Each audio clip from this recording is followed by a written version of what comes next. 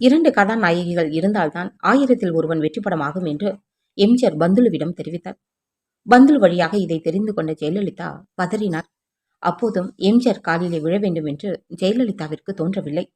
Country fruit என்று எம்ஜிஆரை திட்டினார்.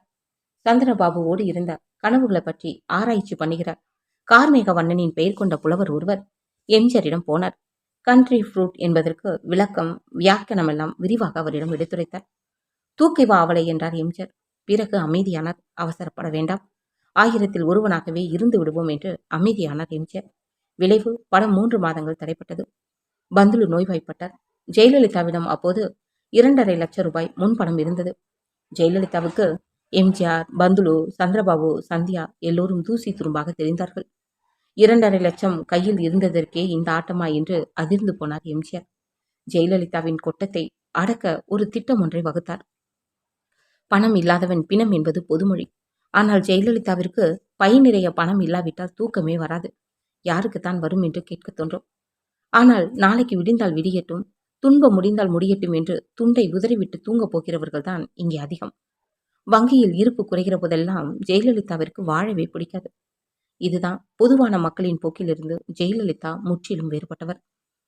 ஜெயலலிதா இதுவரை 6 முறைகள் தூக்க மாத்திரைகளை அளவுக்கு அதிகமாக சாப்பிட்டு தற்கொலை செய்ய முயற்சித்திருக்கிறார். இதில் 2 தடவைகள் வங்கியில் இருந்த பணம் குறைந்தது என்பதற்காகவே வாழ்வை முடித்துக் கொள்ள முயற்சித்தார் என்பதை அவரை சுற்றி இருந்தவர்கள் அறிவார்கள். கையில் பணம் இருந்தால் தலைகால் தெரியாமல் தாண்டி குதிப்பதும், அது இல்லாவிட்டால் தூக்க மாத்திரைகளை துணைக்கு அழைப்பதுமாக இருந்த ஜெயலலிதாவின் கோழைத்தனத்தை முதலாக அடையாளம் கண்டவர் எம்ஜிஆர் தான்.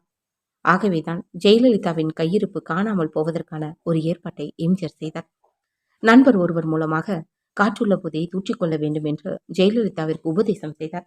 விளைவு ஆந்திராவில் கிருஷ்ணபாடுராவ் என்பவரிடம் 70 ஏக்கர் திராட்சை தோட்டத்திற்கு ஜெயலலிதா ரூபாய் 2.5 லட்சம் அட்வான்ஸ் தந்தார். மீதம் 20 லட்சம் ரூபாயும் 6 மாதத்திற்குள் அடைத்து விடுவதாக ஒப்பந்தம் போடப்பட்டது. எம்ஜிஆர் மீத பணத்திற்கு ஏற்பாடு செய்வதாக வாக்களிக்கவில்லை. ஆனால் அவரே ஏற்பாடு செய்வது போல நம்ப வைத்தார். இதற்கு பயன்படுத்தப்பட்டவர் மறைந்த நடிகர் ஏசி அசோகன். எம்ஜிஆர் விரித்த வலையில் ஜெயலலிதா விழுந்தார். வலையில் இருந்து வெளிவரவும் இயலவில்லை. வலையோடு பறந்து போகவும் முடியவில்லை. 6 மாதங்களுக்கு பிறகு திராட்சை தோட்டமும் வரவில்லை. முன்பணமும் முழுகிவிட்டது. எம்ஜிஆர் ஜெயலலிதாவை ஏமாற்றினார் என்று சொல்ல முடியாது. ஆனால் தண்டித்தார். ஜெயலலிதாவோ பழி வாங்கும் பாம்பானார். பிறகு ஆந்திராவின் அற்புதமான சொத்துக்களை ஜெயலலிதா விழுந்து விழுந்து வாங்குவதற்கு இந்த பழி உணர்ச்சி ஒரு காரணம். ஜெயலலிதா இதுவரை 106 படங்களில் நடித்து முடித்துள்ளார். இதில் எம்ஜிஆரோடு நடித்ததெல்லாம் 28 படங்கள் தான். மற்றபடி ரவிச்சந்திரன், ஜெய்சங்கர், முத்துராமன், ஏவிஎம் ராஜன், எஸ் ராஜேந்திரன், நடிகர் திலகம் சிவாஜி கணேசன் ஆகியோரோடு 20 படங்களில் நடித்திருக்கிறார்.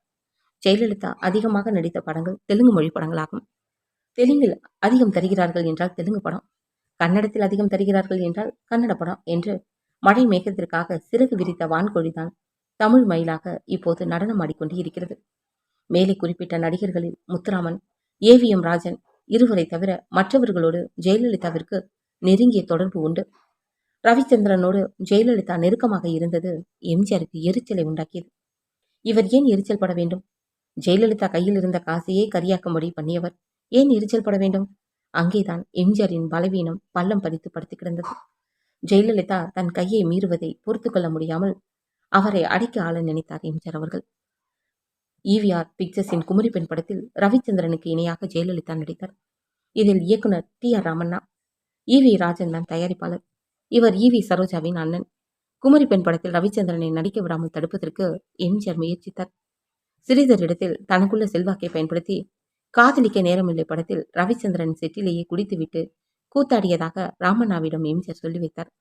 அதை நம்பிய ராமண்ணா ரவிச்சந்திரனை கழற்றிவிட எத்தனித்தார். ஜெயலலிதாவிற்கோ காட்டில் விழுந்த மழை கனவில் வந்த தூறலாக போகிறதே என்ற துயரம். ராமண்ணாவிடம் மல்லு கட்டினார். ரவிச்சந்திரன் நடிக்காவிட்டால் தன்னை எதிர்பார்க்க வேண்டாம் என்றார். ஈவி சரோஜா எம்ஜிஆர் இடத்தில் குமரி பெண் கதையை சொல்லி பெயர்தான் அப்படி இருக்கிறது, இதில் ஜெயலலிதாவிற்கு அதிக முக்கியத்துவம் இல்லை என்று நம்ப வைத்தார். இது 1966ஆம் ஆண்டில் சினிமா உலகத்தில் அரசியல்வாதிகளை வெட்கப்பட வைத்த ராஜதந்திரம். குமரி பெண் படத்தில் வருஷத்தை பாரு 66, உருவத்தை பாரு 26 என்கிற பாடல் பதிவானது. எம்ஜிஆர் தனக்கு அதை போட்டு காட்ட வேண்டும் என்று உத்தரவிட்டார். அன்றைய அவரது செல்வாக்கிற்கு பயந்த டைரக்டர் ராமண்ணா வேறு வழியில்லாமல் படத்தை போட்டு காட்டினார். எம்ஜிஆர் ஜெயலலிதா ரவிச்சந்திரனோடு நெருக்கமாக இருந்த பல காட்சிகளை வெட்டிவிடச் சொன்னார். இதை அறிந்த ஜெயலலிதா ராமண்ணாவை எச்சரித்தார். உன்னையும் அவனையும் சேர்த்தே பழி வாங்குவேன் என்றே ஜெயலலிதா எச்சரித்தார். ராமண்ணா இருகொல்லி எறும்பானார். டைட்டில் கார்டில் காதல் இளவரசன் ரவிச்சந்திரன் என்று போட்டிருந்ததை எம்ஜிஆர் மாற்ற வேண்டும் என்றார். ராமண்ணா மாற்றிவிட்டு பிறகு தனது பெயரையே போடக்கூடாது என்று ரவிச்சந்திரன் அடம் பண்ணுவதாக எம்ஜிஆருக்கு சொன்னார். ஜெயலலிதாவோ கோப எரிமலையின் உச்சிக்கே போனார். எம்ஜிஆரை எச்சரித்து ஒரு மொட்டை கடிதத்தை எழுதி தனது டிரைவரை விட்டு நந்தம்பாக்கத்தில் தபாலில் சேர்த்தார்.